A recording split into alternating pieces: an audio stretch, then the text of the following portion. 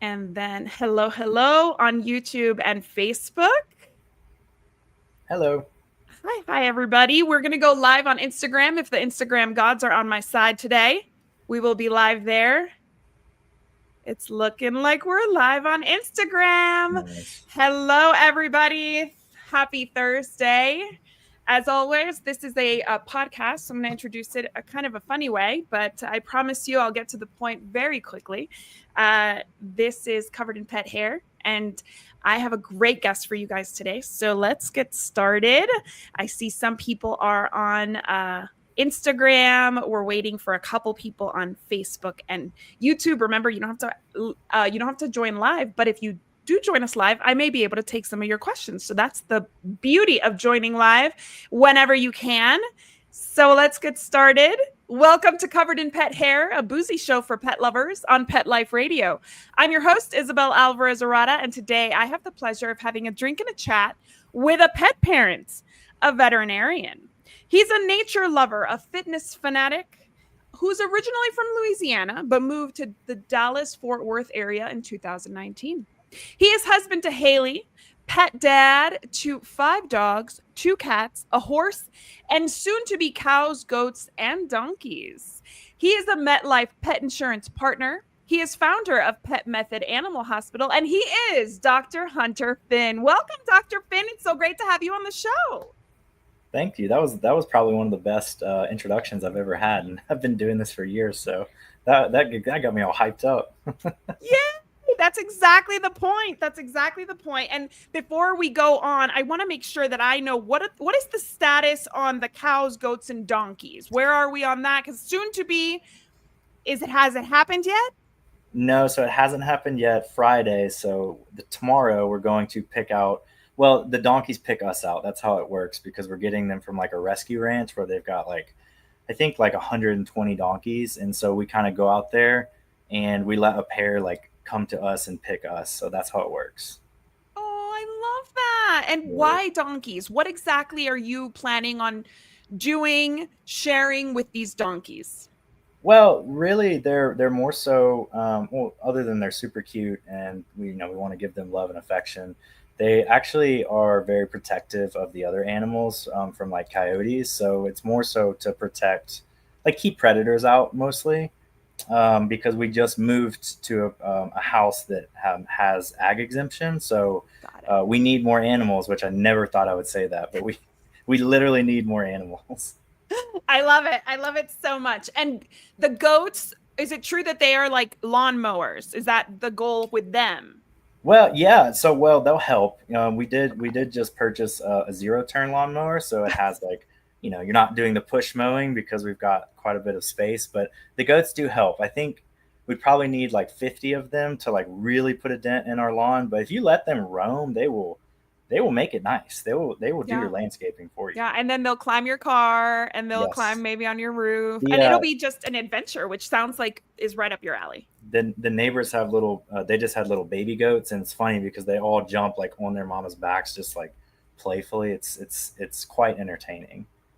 I've never had enough contact with goats as far as I'm concerned. You know that there's goat yoga and all these things. Like those things have never crossed my path. I've never had the opportunity to like interact with a goat. And I obviously now I want to even more so because I see so much goat stuff online and they do seem really endearing. A little bit chaotic, but very endearing. There's different types of goats, but they're super cute. I really like goats. They're maybe a little bit easier for some people who've never had like livestock before, I would say, to like kind of take care of. But every animal's different. But they're super cute. They have big personalities, so they're kind of like dogs, I would say. In my Oh, opinion, they're a little bit more okay. like dogs. So All right. Okay. Well, I don't want to get into the episode yet because we have to introduce the drinking game. So, everybody at home participating in our drinking game today, anytime you hear this word, cover your eyes, Dr. Finn. Cover your eyes. Anytime you hear this word, take a drink of whatever you're enjoying, but please be over 21 to partake. You can uncover your eyes now, Dr. Oh, Finn. okay. You're fine. Never drink and drive, and always drink responsibly. And what that means is you hear the word. If we say it, you take a drink, whether it's alcoholic, non-alcoholic. It's just fun to play along. It's Thursday afternoon. Let's wind down the week with a little drinking game. And if you can get a little something in your cup and it's safe and it's legal and you're not at work, then by all means join us. So are you joining us with a libation or maybe just a refreshment? Well, so I have a non-alcoholic beer just because I used to drink quite a bit of whiskey. That was my choice. Just maybe growing up in Louisiana, I'm not really sure if that's a thing, but for the last almost 3 years, I've been sober. So just water and caffeine and the occasional non-alcoholic beverage for me. And you know what? My husband loves non-alcoholic beers and they do a good job with them. They Yeah, really do. I like them. I mean, Yeah. some people may not like the flavor of beer in general, but I actually do like it. It's nice. Yeah, you see, I'm a wine person, not a beer person. And if there was a convincing non alcoholic wine, I would 100% never drink wine again. But like, it is just disappointment after disappointment after disappointment. And these non alcoholic wines are like $25 a bottle. Yeah, it has to taste good if you're gonna be It has spending to that taste money. good. Exactly. So I'm actually having a beer adjacent drink. I'm having ginger beer with a little bit of rum in it. So a dark and stormy. It is neither dark nor stormy, but that's what's in here. So cheers. Thank you for being my guest. I'm excited to get to know you. Cheers! I'm excited to be here. Awesome. Well, I always start the show with a game, and this is no different. Today, after browsing a lot of your social media, you do a lot of seasonal stuff, really relevant topics that you covered on social media. And so today, I want to play Summer Pet Showdown. It's a trivia game about summer pet risks, dangers, challenges. Are you ready to play? Oh, I'm ready. All right. So the first one, I mean, he's a veterinarian, y'all. So play along, see if you can get them right, because we're sure he can. Hopefully, All right. we'll see. It's been All a right. long day. It's been a long day. I mean, and you know what? This is AI, so AI hallucinates stuff, and I did verify as much as I can. But if you have any insights that trump AI's thoughts, please do share them. All right. So here we go. True or false? Dogs can only sweat through their paw pads. True. That is true. They primarily regulate body temperature by panting, but can sweat a little through their paw pads. And how does that work exactly? Because if my paw pad is on the ground, on the heat, is it even making a dent? It doesn't work very well. Like we sweat like obviously through our armpits and everywhere else. With dogs, it doesn't work very well. Their primary form is definitely through panting. When they put their ears back, it helps them with like evaporative cooling. So they're not as efficient at cooling themselves down as we are. Okay, got it. So AI got that one right. I Okay, like that. AI, you're right. What is the earliest sign of heat stroke in dogs? Is it A, seizures, B, lethargy and excessive panting, C, vomiting, D, pale gums? Whichever one was lethargy and excessive panting. That's the one, absolutely. And by the time we see excessive panting, are we in a danger zone? Oh yeah, I mean definitely. I mean truthfully, whenever you start noticing signs of panting, you don't necessarily have to like go to the vet, but you need to pick up on that quickly and start either I like to get them in a shaded area if you can. Start some of that evaporative cooling with a fan if you have one, or if you can get them inside into a cooler temperature. And I hope I'm not ruining other questions, but No, you're fine. You're fine. you definitely should start to take that very seriously because it can escalate very quickly after that. Yeah, And if you start trying to take them, by the time that they're vomiting or maybe having a seizure, you're in a real bad shape at that point. absolutely. All right. Which dog breed is most at risk for overheating? A, Greyhound, B, Husky, C, French Bulldog, D, Labrador. I'm gonna have to go with the French Bulldog here. Yes. Brachycephalic dogs in general, right? Yes, because we call them the smush noses. Their airways just don't function. They're just structurally not as good at allowing airflow is like every single one of the other long nosed dog breeds. And Frenchies, especially, they've got what are called like stenotic nares, so like really, really narrow nasal passages. A lot of them have really big soft palates as well, so like massive tongues and lots of tissue here. And Yeah. then they've got tiny little tracheas, like their windpipe, and it's like trying to breathe through a straw. So imagine like you're outside in 100-degree heat and you're trying to like get oxygen through a straw. Like it's Yeah. not easy, right? No. No, no, no. Yeah, that sounds awful. And they're already dogs which have a hard time cooling themselves, and now they have all these structural issues to add to the chaos. Okay. Yes. What parasite peaks in summer and transmits Lyme disease? Is it a flea, a tick, a mosquito, or a botfly? That would be a tick, but botflies are very fun as well. What do botflies do?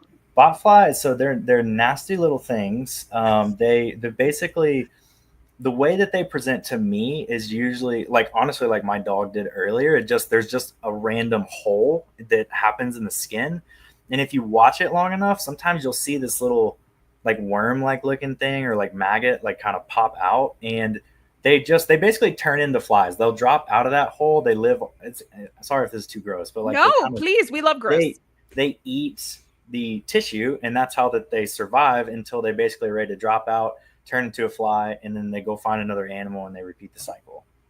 Okay. So how long are they in there if you don't notice? Mm, I don't exactly remember how long they're in there. I want to say that they'll be under the skin for probably like 30 days or so before you'll see like a breathing hole. That's what that hole is. It's for them to pop out and get oxygen and go back in. Um, they're very satisfying for me to remove, though. I Of do enjoy course. it. But are they common in Dallas? Yeah, we see them. I'll see more this summer for sure.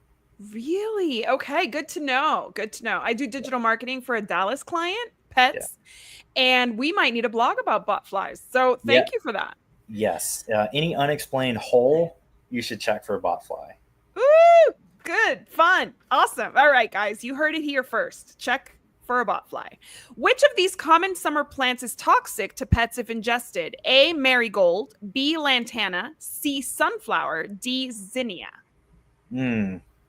I'll be honest. I don't remember. I want to say it's lantana. It is. You're right. It is. And I have a front yard full of lantanas, and I did not know this. Yes. And I just planted more. Thankfully, they're in the front yard, but we Well, should so avoid putting them in our backyards where our dogs can access. yeah, and that's the thing too, is like dogs, they like to just eat plant matter sometimes. They don't really know if it's toxic or not. Like specifically when I was in Louisiana, a lot of people like to plant the decorative like sago palms. They're Mm-hmm. very pretty there, but those are extremely, extremely toxic. So like sometimes the prettier the plant, it doesn't mean it's safe. They're pretty scary. Yeah, yeah. And what would happen? I mean, it would be like the typical vomiting kind of Yeah. Well, GI well, upset. yeah, with most plants, the first sign you're going to see is GI upset, like vomiting.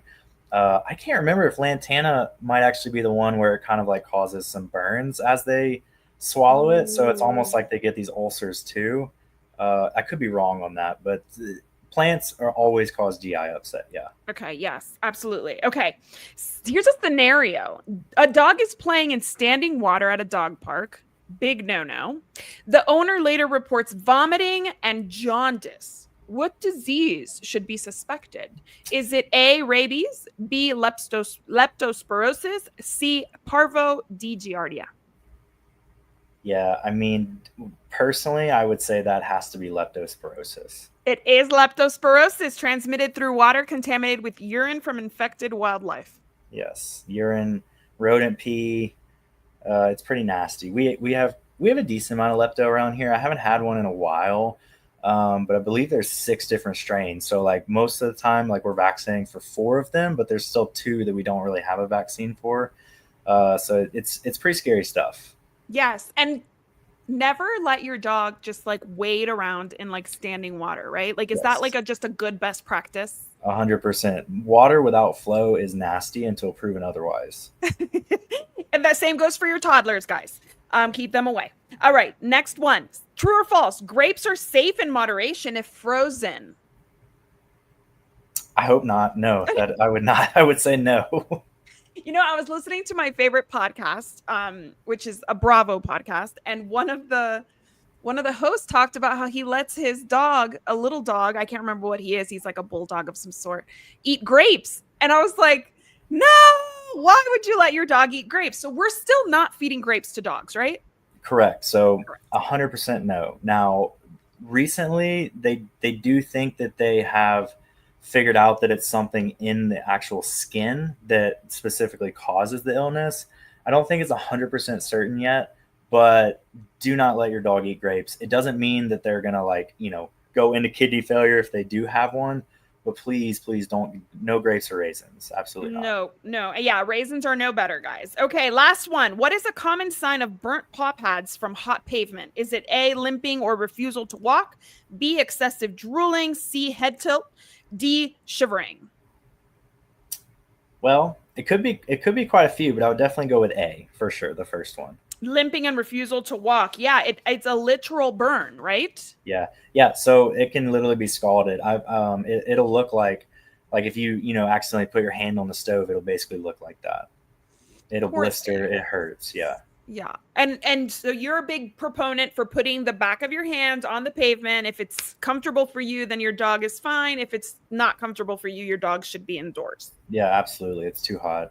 Absolutely. Okay, cool. All right. So tell us, how and when did you decide to go into vet med? Was this like a lifelong dream in Louisiana, or was there a road? There wasn't much of a road. So when I was, I mean, not to bore you, but when I was a kid, like younger than 7, I loved animals more than people. I wasn't very social as a kid. And like I just felt comfortable around animals. So like if I went to a friend's house, I would always greet their animals first before I like even said hello to the adults. And like Okay. animals did seem to kind of vibe with me and like me, and that they're pure, right? Like they're super sweet. Like all they do is like show you love, and they're happy, and they're always excited when you see them. And I my first pet that my parents like kind of got for me, but they did everything, took care of it, was when I was 7, and she was a Maltese, and I'm from Louisiana, so we named her Mardi Gras. And Oh, she was my best friend for 16 years of my life, and I just I knew at that moment that I wanted to be a vet. I wanted to repay that love that they show. I didn't really know what being a vet was about, but I knew I wanted to help. yeah. And so I had always said I wanted to be a vet. That was my plan. I had no plan B. And then she was with me for 16 years, and she ended up uh, passing away when I was halfway through my first year of vet school. So that was me. That was, in Wow. my opinion, her like kind of telling me like, okay, my job's done. Like you've got this, and here I am. That's amazing. I love that. And you practiced in Louisiana before moving to Dallas, I assume. No, I didn't actually. So I graduated vet school in May of 2019. So that's a what 6 years? We're 6 years out, and I took a job in Arlington in June. So I Wow. graduated like mid May. I was working in Arlington. I moved with my dog Asher uh, in June, and then I started working my first job, and it was great. I mean, Amazing. it's been wonderful here. Okay, so what's your favorite thing about vet med?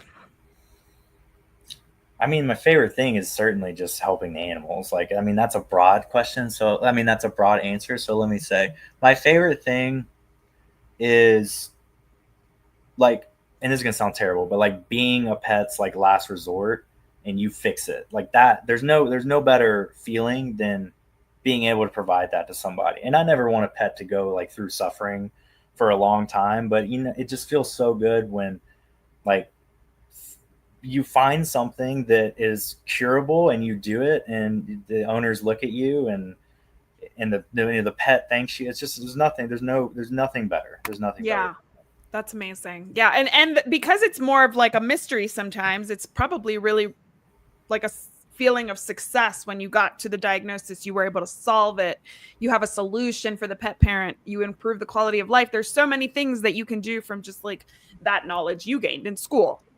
It is. It's like a puzzle. And I never liked Mm-hmm. puzzles as a kid, but it's like problem solving. There's like Mm-hmm. kind of a stepwise approach, but a lot of times like they're animals. Like they don't, Yeah, they can't tell us. like seriously, like my like I'll tell you, my dog. I thought his back was hurting last night because he was like kind of hunched up. And then today I found that hole, and there Mm. was a big grass seed that had erupted and was stuck in there. So I had to get that out of there. So like you just never know. It's there's always fun things to find out. Yeah, yeah, exactly. I think of vets a lot like House, the show House. Did you ever watch that? I did watch some of it. I didn't watch all of it, but I definitely get Because how. the pets can't the pet, I mean, in House they do like answer the doctor's questions, right? So they just have to know what questions to ask to get to the diagnosis. But in the case of pets, we can't ask them questions. So you just have to know where to look for all the answers that you need to make a diagnosis. So I always think of it as House figuring out like this obscure thing that happened from a Paleolithic trip, hiking trip or something like that. And you're figuring that out because they were wading in water. But the pet parent may have forgotten about that water that the pet waded in, right? So you're like trying to figure out what in the world made this dog so ill. Nobody remembers. You have to figure it out on your own. Absolutely. And truthfully, the pet parents like testimony and history is a huge part of us figuring that out, because them thinking it's not anything a big deal, like they ate, a toy 3 months ago, but they've been fine. No, that makes a big deal to me. I've pulled toys out of dogs 3 months later, so all those Yes. little details matter. Exactly. It's unfortunately we don't always remember them, but when we do remember them, it's so important. I always say, like, please journal. If you have a dog with like stomach upset that comes and goes, like start journaling, start writing it down so that you can take that to the vet and be like, here, I don't know what's going on, but this is what I've seen. All right. So tell me, what's the hardest thing about being a vet? The hardest thing about being a vet, um, And you can be completely honest. It doesn't have to be a diplomatic answer about how you can't save them all, which I know is probably very hard, but there might yeah, be other daily challenges. no, I mean that's hard. I mean honestly, the hardest thing about being a vet, in my opinion, is you're advocating for an animal, right, who can't really talk, and you're trying to do all the right things that we were taught in school, but those things can be very costly and time consuming. And Mm-hmm. a lot of times the person who has to either pay or do those things, pay for or do them, maybe is like, can we do it, can we find another way, and Mm-hmm. so I would say dealing with people, the short answer again, Yeah. not that I don't like people, No, of but course. if animals had their own, jobs and checkbooks, and they could talk, my job would be totally different. Yeah, Uh, I bet.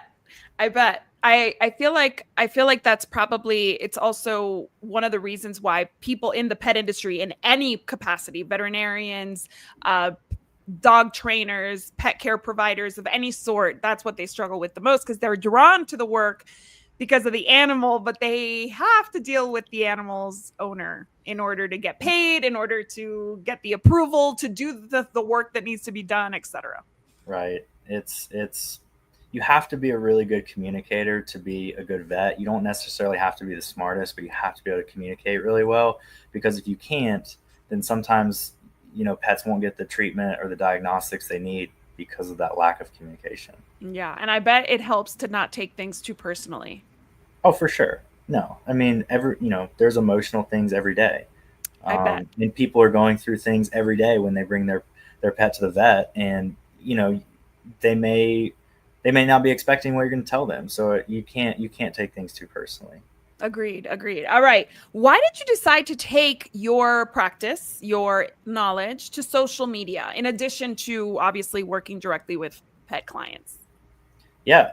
So I technically started social media when I moved from Louisiana to Arlington, because I had no friends and no family here. It was just me and my dog.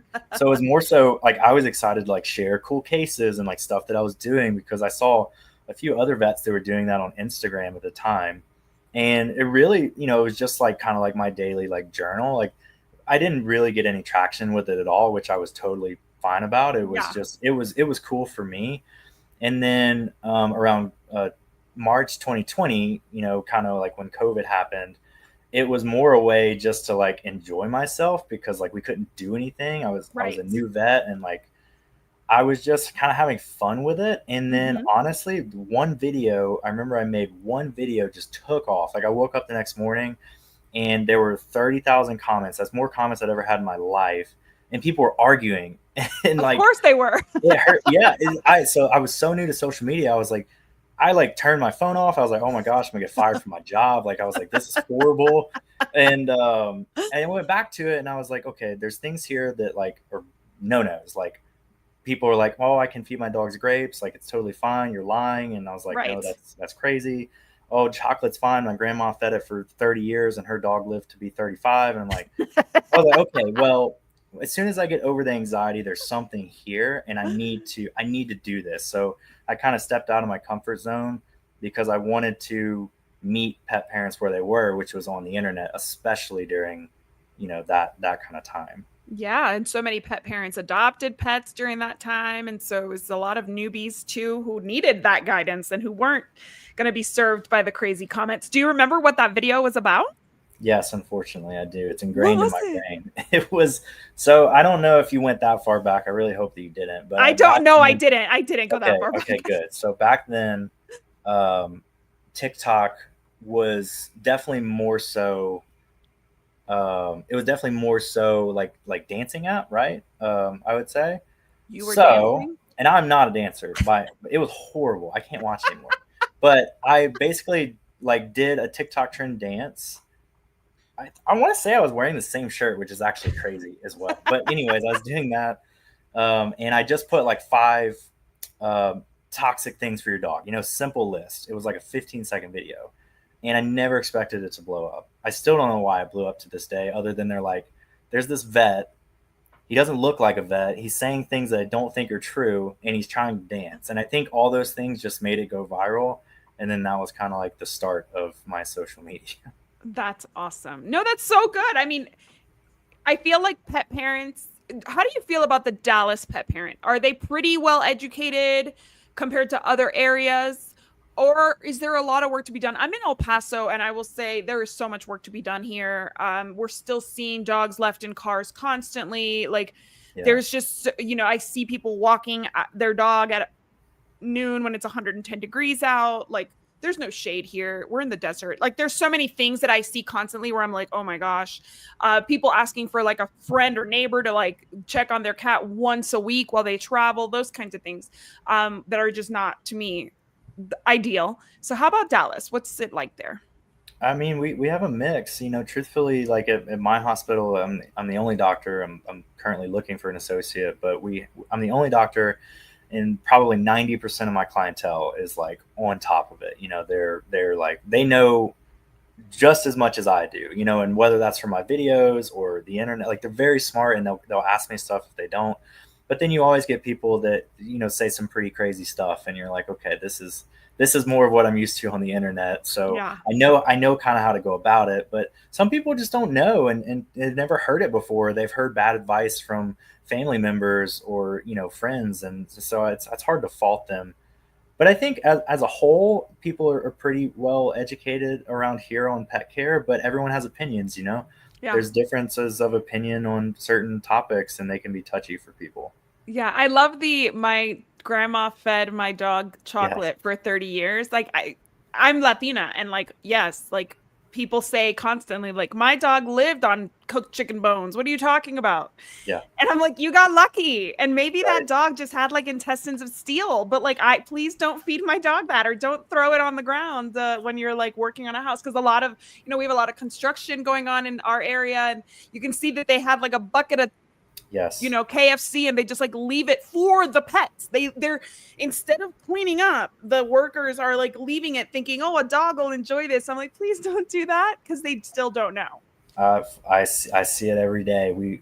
I had people doing some remodels on my home previously, and they left tons of those chicken bones in my yard. And then I talked to them about it, and they were like, "Well, we thought your pets would like it." And I was like, "No, not my pets, Well, they please." would like it. Yes, Right. absolutely. They would like it. They might die as a result of it. And is Yeah. now with I also see that with like people barbecuing and stuff, like walking away and like the dog taking the steak or the chicken or the skewer right off Yeah. the grill, or from your platter, your party with 4th of July coming up. Please be careful. Those skewers are really a great way to puncture your dog's mouth, cause intestinal obstructions and punctures and all sorts of things. But people, I guess, don't really realize it until it's happened. And then they're like, uh oh, that was bad plan.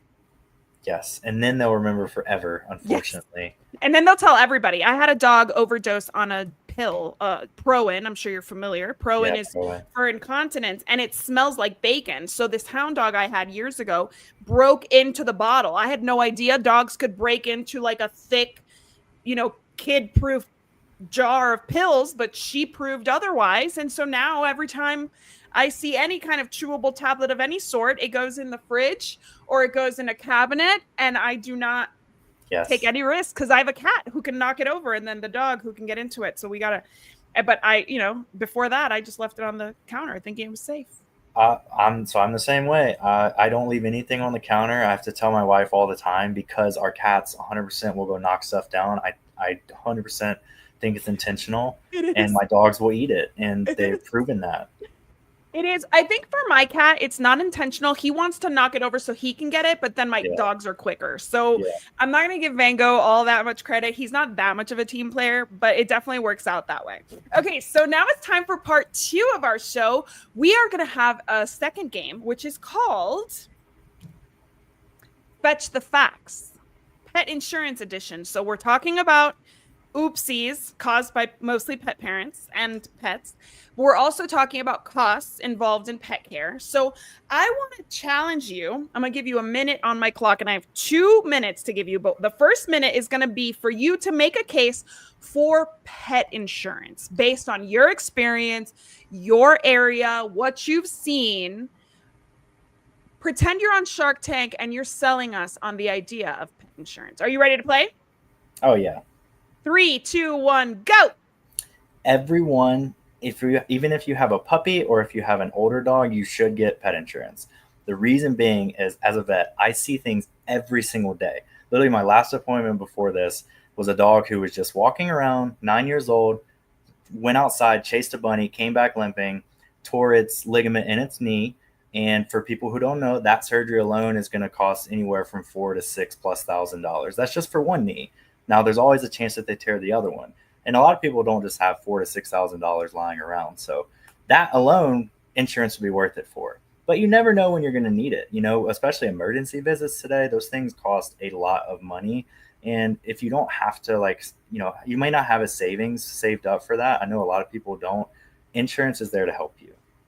All right, that was perfect. That was 50 seconds exactly. Okay, so I know that you are a MetLife partner Yes. and MetLife pet insurance partner, and I want you to tell us, even though I've already had MetLife on my show and I already know why. Van Gogh is covered with PetLife Met Insurance, and that's not an ad, that just is what it is. So I want to give you a minute to tell us why we should start our search if we're going to get pet insurance today. Let's start it with MetLife Pet Insurance. What do you think? 3, 2, 1, go.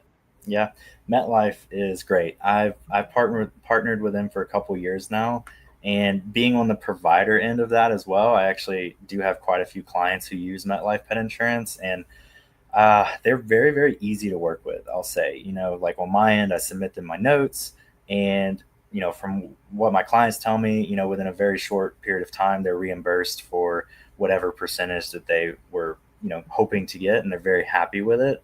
But MetLife is really nice because I believe that they're one of the few, and I could be wrong here, but I believe that they're one of the few that actually might cover exotics. If not, I only see dogs and cats.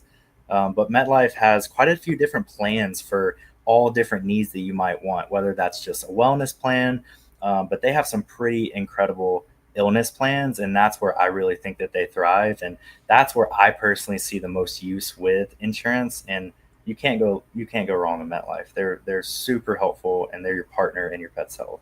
Amazing. Good job. You went over by like a couple seconds, Uh, but totally worth it. I agree with you. And actually, the reason I ended up going with MetLife was I was preparing for my interview with Brian, the CEO of the pet insurance of part of MetLife. And I was just doing research, and they made it so easy on their website to like get a quote, and the quote was so reasonable that I was just like, okay, like literally an hour before I'm interviewing him, I'm just signing my cat up who I just gotten. So yeah, I mean, it makes perfect sense. And I don't think people realize just how expensive vet med is yeah, until they're faced with an expensive trip to the vet. right. I mean, I think a lot of people don't know unless you've unfortunately had an emergency recently, like, I'm a primary care, so I'm a GP, and prices still will be, Mhm. expensive for people. But if you enter that emergency specialty realm, you're looking at quite a hefty bill just walking in the doors there. Yeah, absolutely. I went to the vet with my dog yesterday. I got home for vacation and she was dribbling urine. She's 15 almost, so or she might be 15, she could be 14, I don't know. We've lost count. But it's normal for her age. She's a little lady and she had to go to the vet and I took her to the closest emergency vet here because my regular vet couldn't see her and she was so busy. And it was $350 when all is said and done. And I mean, there was no emergency. It was just, a few pills. She got on Proen. So we got her what she needs, but $350 later, we went to the vet. So I actually want to get an idea of what things cost in your practice, what you've seen, maybe what you've heard from other, colleagues. What does an average bill look like for just like your annual visit for like either a dog or a cat? I think dogs can be a little more expensive. I'm not sure, but what does an average look like? Yeah, I mean it's a good question, and I would say dogs are generally getting a little bit more, so they're a little bit bigger, so generally they're going to be a little bit more expensive. But if you're just going once a year to the vet and you're just doing like the annual exam and maybe a few vaccines, maybe not even prevention, at minimum you're spending $200. Like Yeah. there's just no way, at least around here, that you're getting out of there for less than $200. And if you're getting preventions and like this is your one stop shop and you're doing everything, you'll easily spend $500, if Plus a not. dental. Well, so if you, yeah, plus you're scheduled for a dental, which you probably should have been scheduled years ago, but we won't get into that. Do you really think that how many pet parents do you think really do an annual dental? Mine do Percentage it. wise. Mine do it a lot, but Okay. percentage wise, I mean, we're still probably 20% or less. I would say mine maybe 20%. Okay, so I will say that I do it once every 18 months. But that's Yeah. still really good compared to most pet No, parents. no. So that's better than most. I will Okay. say. I think if you do it like once every 3 years, you're in the top. You're in the top tier of like people doing it. See, guys, you can be in the top tier for something by just going getting your dog's teeth looked at every 3 years. And take it from me, I've gotten my dog's teeth done at least every 18 months since I've had her. We've been together for 11 years now. And she has the worst breath ever, like ever. And her health is not quite where it needs to be for her to go under to get her final dental of her life, maybe. We're still keeping an eye on it and hopeful. But if you don't get their teeth looked at, I don't know how you live with these animals and their breath. Yeah, and all that is just bacteria that's just blowing in your face. So think about And that. it's It's and it's it's decay, like it's blowing in your face and well, like kisses. a lot of those teeth that are just falling out, they're falling out because the bone around it's gone and they're just dead. It's pretty nasty, and that does affect their other organs. So it does. It's not Yeah. just their mouth. Absolutely. So if we go in for a more regular dental versus one every 6 years or one every at the ripe old age of 8, are we going to see a difference in cost too, just because there's going to be more extractions and more damage control? Oh, absolutely. Yeah. If you come in with a 3-year-old dog that needs no extractions, your costs will, in my opinion, will easily be half, like less. It'll be significantly cheaper because when you start having extractions, that's where your bill goes through the roof because it takes Yeah. time. It's not that easy to extract teeth. A lot of people think we just like pull it out. Not in today's world. We're taking X-rays, like we'll do gingival flaps, like we do a lot of the same procedures that your dentist would do. It's really we provide pretty good care for pets Yeah. with their dental care. Yeah, that's awesome. Especially if they're coming in once every 3 years or once every 6 years. You got to take your time, do it right. Absolutely. All right. What would you say an average bill is for an emergency? Say, like, because we're talking about heat stroke in the summer, a dog unfortunately experiences heat stroke. They come in. What is an emergency bill going to look like? Hopefully, if the prognosis is good and they recover. So for let's say your dog goes in for a heat stroke. I mean, just to walk in and do the initial test and monitoring for 12 hours, minimum $2,000. Like no way it's less than that. I've had dogs go in for heat stroke and spend 3 days because they're that sick, and that happens, and their bills are easily seven to ten to $12,000 easily. And for those people, because if you're willing to pay nine, whatever you just said, like $7,000, let's just say that, Mm. for your dog's heat stroke, you're a good pet parent. You're probably a pretty dedicated pet parent who does all the right things, who, is willing to spend the money, because like $7,000 is a lot of money. Mm-hmm. What happened? What did they make a mistake? Did they forget? What happened? What usually happens? So honestly, the last one that I had, it was a poor outcome. It was a new client for me. They just moved to the area, and I think they'd come from an area where it wasn't like quite as hot as Texas. And it was honestly not like, it was 85 degrees. They went to the dog park. It was later in the evening. It was like 6ish. Oh no. But here it's still hot, and it was a golden, and they let him run around, and the dog just overheated, and they went to the ER right away. Like, it's not like they waited, but that dog just started having so many complications with like clotting and seizures. Oh. And they spent 3 days in the ER doing everything they could, spent a ton of money. And then unfortunately the dog still just didn't make it, and they were really good owners. They had just done vaccines, I think, a month before that. So when I got that ER report, I was pretty upset. I felt really bad for them. Right. They probably thought they were doing everything right. And that's what's really sneaky about heat stroke, right? Like heat stroke, it can really like show up out of nowhere in some cases, where especially if the dog is running around working himself up, whereas maybe if he was just walking on a leash, he may not have heated up so harshly. I don't know. Like I've seen people like do all the right things too, and the dog, and maybe they were outside for only 15 minutes and the dog still suffered heat stroke. So it's really hard to kind of tell. You have to be almost overly protective and overly preventive of heat stroke.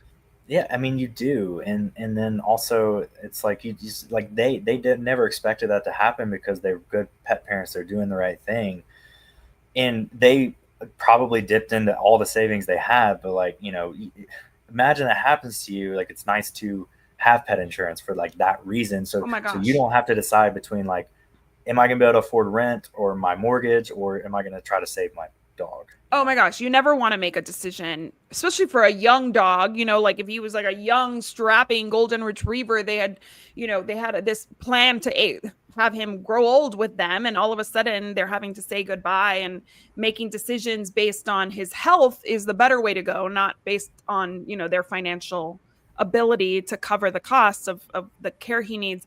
I can't imagine having to make that decision based on finances. Thankfully, I've never had to make that decision, but I know it's super common. I know there are a lot of pet parents being like, I just don't have it, and I have to say I can't. And sometimes vets have access to funds and nonprofits that support these causes, but those things take time. So having to wait for a week to get funds for a dog with heat stroke is not going to work. Yeah, it's not. Yeah, it's nice to. I mean, you never hope it happens to you, but honestly, like, usually the people who get insurance, in my opinion, are the people who have had something traumatic happen, and they never want to have that type of experience again. I was lucky that when my dog ate the Proin, she ate about 60 pills. Okay, it was bad. That's a lot. Yeah, It's a lot. She was a hound dog she's Did a they make her garbage vomit? disposal. Did you go to an ER vet, or I went to an ER vet. I called Yeah. poison control. I've been in the Yeah. industry long enough to know exactly what to do. Like Yeah. the second I found it, I called poison control. They called the vet. I had to take her brother too, because I didn't know if she had shared. Right. Turns out she hadn't. But I still had to pay for both of them to stay overnight. She stayed 2 nights. And I remember I had pet insurance for both of them, because the rescuer we got them was really adamant about promoting it. And they were like, we really think you should get it. And there was a lot of competition for these dogs. So if you committed to getting it, you kind of got like extra points to adopt the dogs. This was in Northern Virginia. We all I think Titan, the dog that I got, my first adult dog, had like 10 applications. And like one of the things that they wanted to make sure is that you would have pet insurance. So great, I had it. And when I went to the vet with socks, having eaten all this, they gave me the proposal or the estimate, and I said, I mean, yeah, whatever, I'll figure it out. And I asked the doctor asked me, "Do you have pet insurance?" And I said, "Yeah, but will they cover it? Because it's like my fault." And he laughed in my face and said, "It's usually the pet parent's fault. Yes, they'll cover it." So I was happy and relieved to be like in a situation where even though it was my failing on, to not put away something, it wasn't like the pet insurance provider was going to like nickel and dime me. They were really great. They, immediately paid out and there was no questions asked, really. Yeah. Isn't it nice when everything works out and like financially works out and your pet's okay? Like, again, Yes. that's the best type of feeling. And that's why I love being a vet. I love it. And I love that you're educating not only with the, like the prevention, because that is really a great way to save money is prevention, but also letting people know that we don't have to be perfect pet parents. We could Right. have like the backup plan of pet insurance. Tell me, have you ever heard of like an astronomical vet bill that whether it's in your vet practice or just, urban legend in the vet world? I What mean, is one that like has shocked you? Like a total vet bill that has just blown your mind? so I know that there's higher than this, but the largest single vet bill that I've seen was when I was a third year or fourth year vet student at LSU, and it was a dog who it was a working dog, right? So like this dog actually was for hog hunting. That's a thing in Louisiana. They have like Mm-hmm. protective armor, and that's what they did. But the dog ended up getting cut by a boar tusk, and those things are like brutal. Okay, and so they rushed this dog all the way like 4 hours to LSU. The dog spent I think 2 weeks there because it needed like a lung lobectomy. Like there was all this fluid in the chest. Like it was crazy. And they had spent 2 weeks there, and they'd easily got up to $30,000 like right away, like within the first like few days. And then at some point, the medical director was just like, "Look, we're going to keep helping you, but we're not going to charge you anymore because like I'd never seen a bill that high. I know people spend like that on like chemo and Yes. radiation, but Yes. and this was a hunting dog, and I'm not saying like that's any lesser than like your companions, but like a lot of people would think that person's just like, oh, I'll just get another dog. She Right. spent 30,000, no questions asked, no insurance, and like, we all felt that. We're like, this person really loves their animal, like, they're not giving up, and that was the biggest bill I saw, and I think that was in 2018. So it'd be even more today. Oh, for sure. Okay. So, my last question for you is for those people who complain that vet med is just so expensive and it's a racket. Why is it so expensive? And why is it worth every penny? I wish that I made all the money that people think that I did. I wish I see numbers people throw out, and I'm like, yeah, I'm not in that profession, unfortunately. Um, the reason, like from a hospital owner's perspective, is pretty much almost every cent of the dollar that people bring in here goes to the amazing staff that you see. They have to be able to live in the same economy that you do. And a lot of it goes to overhead for like this fancy equipment that we have, the $60,000 x-ray machine that I have, the $40,000 ultrasound that I have, all the blood analyzers that I have, and then the cost of goods, just like the Mm-hmm. medications, Mm-hmm. fluid bags, catheters, syringes, vaccines, like all those Yeah. things all cost money, and they only go up every single year, if not every like semi-annually. Like the Yeah. the vendors will increase charges on us, and we're at a crossroads. Like, do we increase it, or do we just kind of take a hit for a while, because like we feel the people's pain. Like we're here too, Right. but we still have to be able to pay the people that take care of your pets, because if we didn't, then no one would be here to take care of your pets. Right, exactly. Like if we don't worry about the bottom line, then there's no vet practice to be had. For So, sure.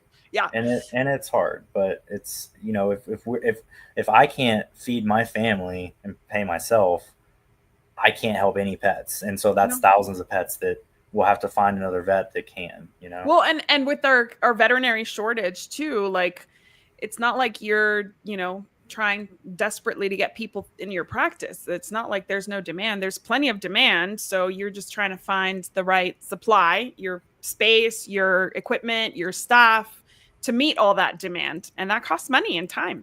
It does, and truthfully, because there's a shortage of vets, associates, or they are wanting more benefits in terms of, like, more time off and things like that, which is totally fair. We Of course. burnout is a real deal, and if those vets are so burned out that they can't practice good medicine, or they like can't see their families, like they'll just quit. A lot of people around like the early COVID days just decided they're like, I'm done. I'm just gonna Hmm. go do something else and retire. And that we're Yep. still, I think we're still recovering from that.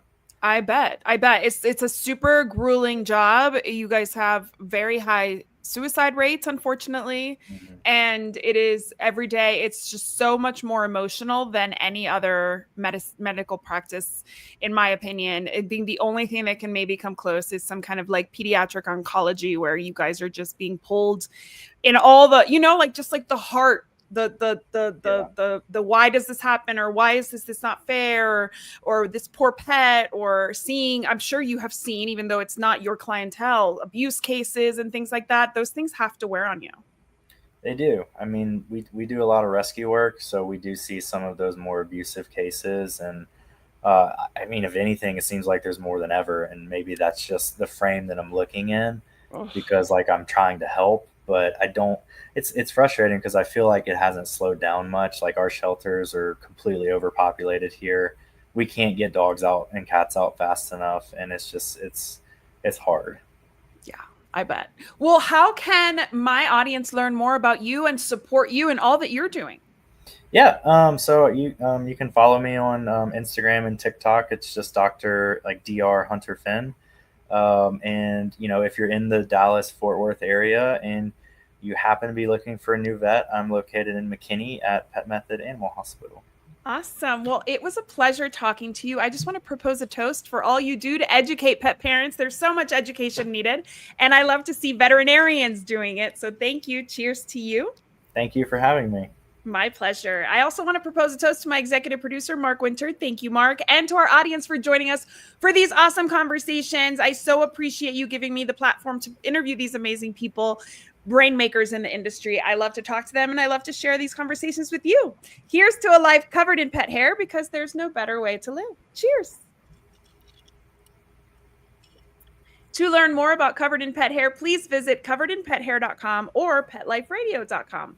Thanks for watching, and I will see you next time, which is in August because I'm taking the summer off. Thanks, guys. Thank you, Dr. Finn. Thank you for having me. My pleasure.